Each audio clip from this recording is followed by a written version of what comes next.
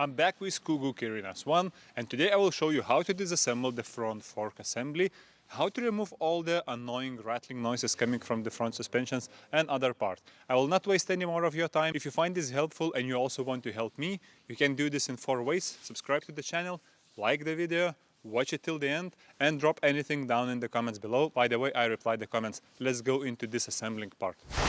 The very first thing to do is take out the 4 bolts at the top of the steering column, take out the handlebar and disconnect the plug. You will need to take out all the 6 bolts on the bottom of the steering column. This will allow you to take off the steering column completely and pull out the cable. Don't worry about the 2 foam pieces inside that pipe, we will take care of them later. Undo the final bolt holding aluminum bracket and take it off. It's a good time to take out the cable completely, as you see here in the video. You can use the folding mechanism to your advantage to make it easier and not to pinch the cable in certain positions. I couldn't find a way how to take off this metal cover without actually scratching it. I ended up using big pliers which made a decent dent on it, but I couldn't find other way to disassemble this part. Next is the 35mm nut which you need to take off. When I was first time disassembling it, I didn't take out the cable in advance, and that just made my life harder. That's why I recommended you to take out the cable earlier. By this time, bottom bearing cap with the bearing itself, it's the only thing holding your fork in your scooter, so give it a little nudge and it will pop out. And here you have it, you took out the front fork. To put it back together, first you need to guide the cable through the hole in the scooter and through the front fork. Then put the fork back into the scooter and add the 35mm nut. Make sure you align bottom bearing cap shape with the dent at the back of the scooter, or your front wheel will not turn where it needs to. Then squeeze the bottom bearing cap into the place and tighten the 35mm lock nut with your hands as much as you can. And then go 1/4 of the turn back to loosen it up, because later you will add the round lock nut and it will add extra tension. This might take a couple tries back and forth. I'll put a link to the article of a Park Tool where they explain about how to preload the headset bearings. After this, you just add the aluminum steering column holder, guide the cable through the steering column and plug the ends with the foam, which you need to take out if you haven't. And then it's basically 6 bolts at the bottom and 4 bolts at the top.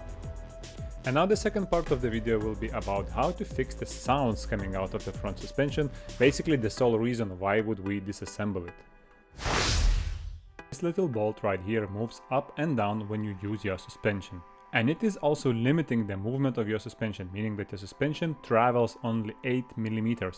This is a very basic suspension unit and I made a little mock-up to understand how it works. Alright, so this is how we can imagine this suspension looks. So you have a wheel with axle, and there is a suspension fork which has like a tube inside, and there are 2 bolts holding it on the sides.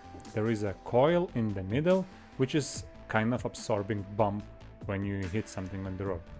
So this golden part, imagine that is all of your scooter attached to the suspension in this way.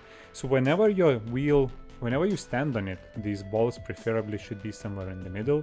Whenever you hit a bump with your wheel, the suspension will travel up, meaning that, you know, your body kind of will travel like this.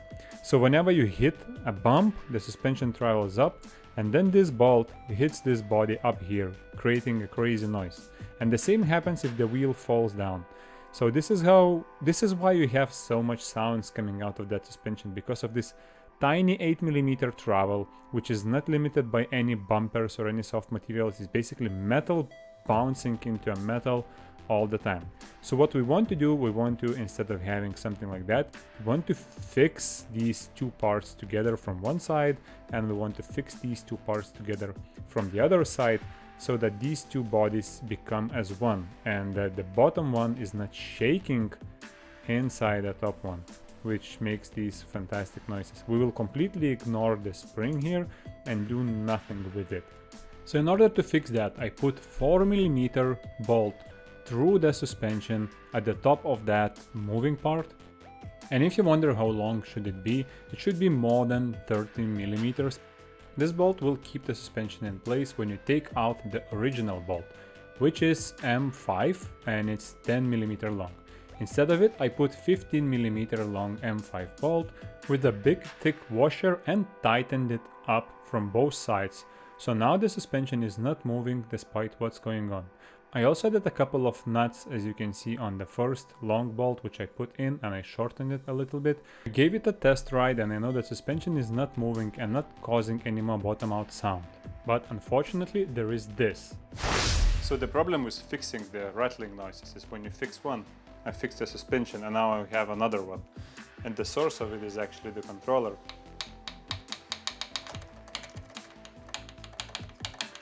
You can hear it's hitting the bolts here. And I don't know if it will be enough to just tighten the screws.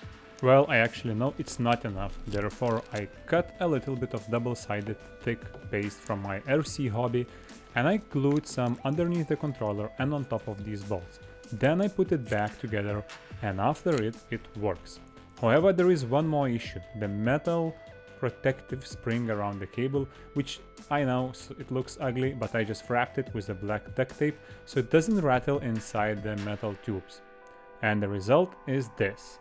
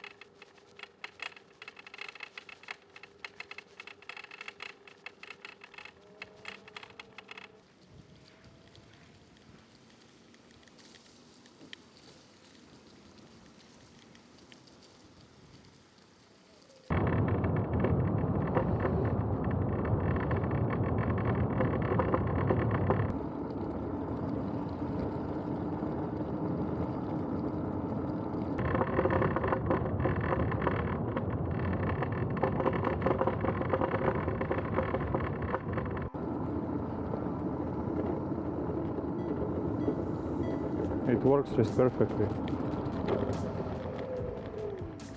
As you can see, there is a massive difference. Yes, you lose that 8mm travel on the suspension, but you also lose all of the sounds coming out of your scooter. I hope you like this one and I hope to see you in the next video, guys. Bye!